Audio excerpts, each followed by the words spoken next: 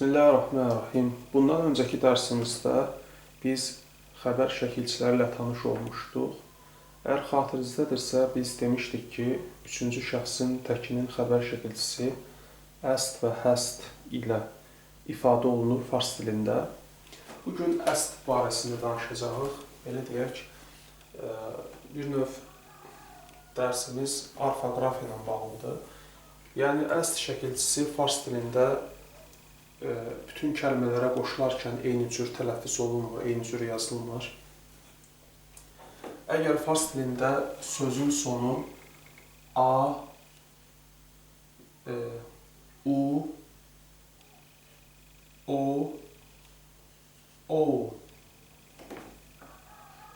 və i ilə bitərsə, yəni fars dilində a, u, o, i saitləri ilə bitən və o diftongu ilə bitən kəlmələrə əst şəkilçisi birləşərkən, yaxud belə deyək, əst şəkilçisi onları birləşərkən, onlar əst şəkilçisine birləşərkən fərqi yoxdur.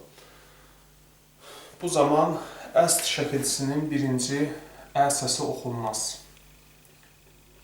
Əst şəkilçisinin birinci ə səsi tələffüz olunmaz. Məsələn,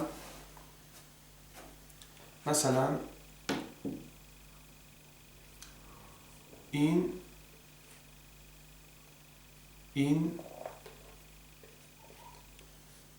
dər,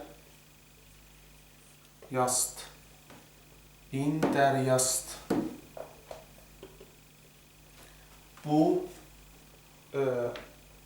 dəryadır, dənizdir, yəni bu mənada. Diqqət edin, dərya sözünün sonu a səsi ilə bitdi və yaxud u səsi ilə bitərsə, in, da, niş, cust. In, da, niş, cust. Yəni, tələffüz etmədim. In, da, niş, cu, əst. Belə tələffüz etmədim. In, da, niş, cust. Yəni, buradakı ə hərfi oxunmadı. Və yaxud in, dərya, əst tələffüz etmədim. In, dəryast tələffüz etdim. Birbaşa a hərfindən s, t hərfinə keçirildi və oxunuldu. Bu ikisində belə bir qayda var ki, yəni bu qayda digərlərinə aid deyil. Kəlmənin sonu a və u ilə bitərkən dedik ki, əst şəkilçisində ə hərfi tələffüzdə oxunmayacaq. Bununla yanaşı, istəsək, əst şəkilçisindən elə əlif hərfini də, farslar əlif deyirlər, yəni əlif hərfini də poza bilərik. Yəni bu cürdə yaza bilərik. İn, dəryast, in, daniş, cust. İstəsək, əlif hərfinin yerinə bərpa edə bilərik. Ancaq qalan digərlərində, baxmayaraq ki, əst şəkilçisində, əst şəkilçisi onlara birləşərkən ə hərfi oxunmayacaq. Bununla yanaşı yenə də əlif hərfi yazılacaq.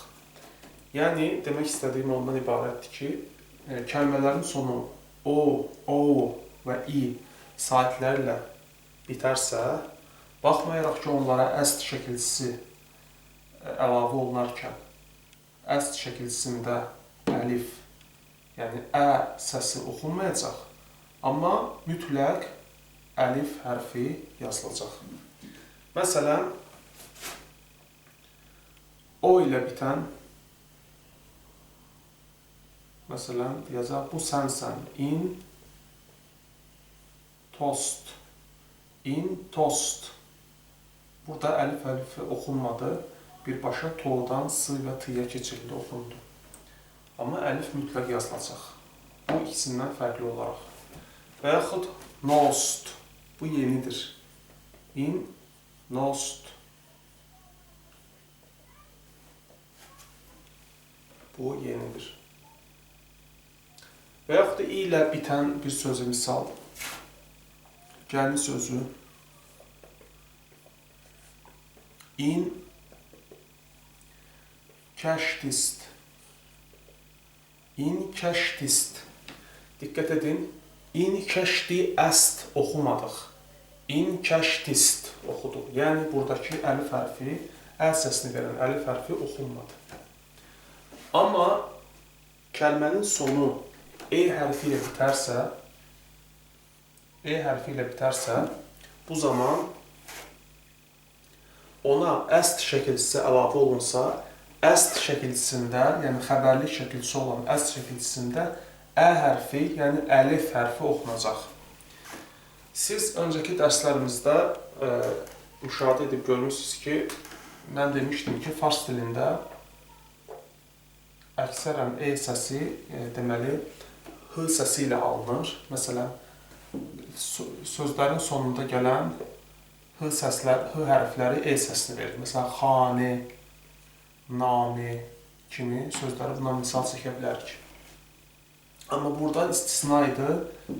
Nə sözü bundan istisna idi. Baxmayaraq ki, nə sözünün də sonu da H hərfindən qutarır, amma bu nə kimi oxunacaq.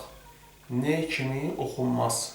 Amma digər sözlərdə isə fars dilində sözün sonu H hərfi ilə bitərsə, bu zaman o E səsini verəcək. Amma yenə də buradan bir istisna var ki, bütün sözlərə də bunu şamil etmək olmaz.